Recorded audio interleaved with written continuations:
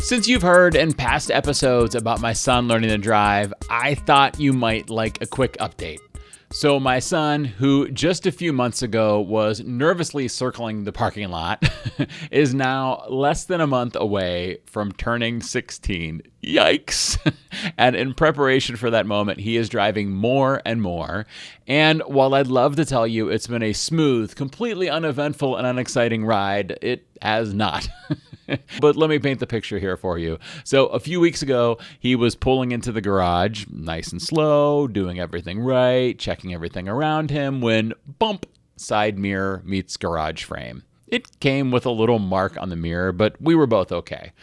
Then another day, he was backing out of our driveway with my wife and gently tapped a neighbor's mailbox. Just in case our neighbors are listening, I'd like to clarify there was no real damage, but still, it was a whole thing. We've also had some close calls in busy parking lots, backing up and not understanding his turn radius, a few overzealous turns, and more than one moment where my wife or I have instinctively reached for that imaginary brake pedal that we wished was really on the passenger side. Now, if you're a parent or you've ever taught a teenager how to drive, you know these moments come with the territory. They are not the exception. They are not a surprise. They are part of the process. And here's what I keep telling him.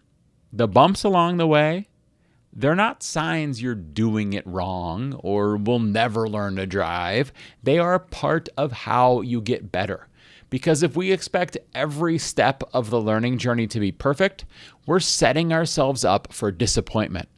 And worse, we're teaching kids to fear mistakes instead of to learn from them. And isn't that the exact lesson we need in our classrooms? Right now, many educators are preparing to try big, brave things, exploring AI, implementing new curricula, handing over more control in the learning journey to students, experimenting with new tech tools. And guess what? The launches of those big, brave things won't be smooth. They won't be uneventful. Sometimes the AI chatbot doesn't answer the way you expected. Sometimes the tech tool doesn't work right. It's blocked on the internet. Who knows? Sometimes the lesson flops. Sometimes students just don't engage with something the way you had hoped. And yeah, sometimes you metaphorically back into a mailbox. But those moments, that's where the growth happens, especially if we reflect on them. There's this idea in design thinking called failing forward.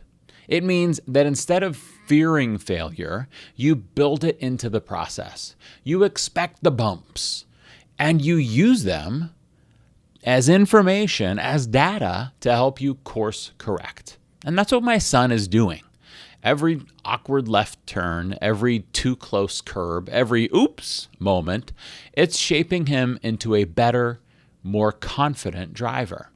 Now, that requires him reflecting on the experience, and often it requires my wife or I providing honest feedback for him to think about. It doesn't come from getting it all right the first time. It comes from learning when you don't. And the same goes for you in your classroom. Trying something new, especially something as big as AI, won't always be easy. There will be missteps, but every small failure is a chance to learn, recalibrate, get better, and most importantly, to model that for the learners in your classroom. They need to see us behave that way, right? They need to see us be comfortable with the bumps in the road, and they need to see us learn from them. So wherever you are in your teaching journey, maybe you're still in the parking lot, maybe you've had your first mailbox or rearview mirror moment, maybe you're cautiously merging onto the highway. Wherever you are, remember this: the bumpy road is the process.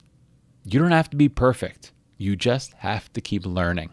And hey, if you ever need someone to hit the imaginary brake pedal or yell, "Stop sign, stop sign, stop sign," well, you figure it out. I've got a lot of practice.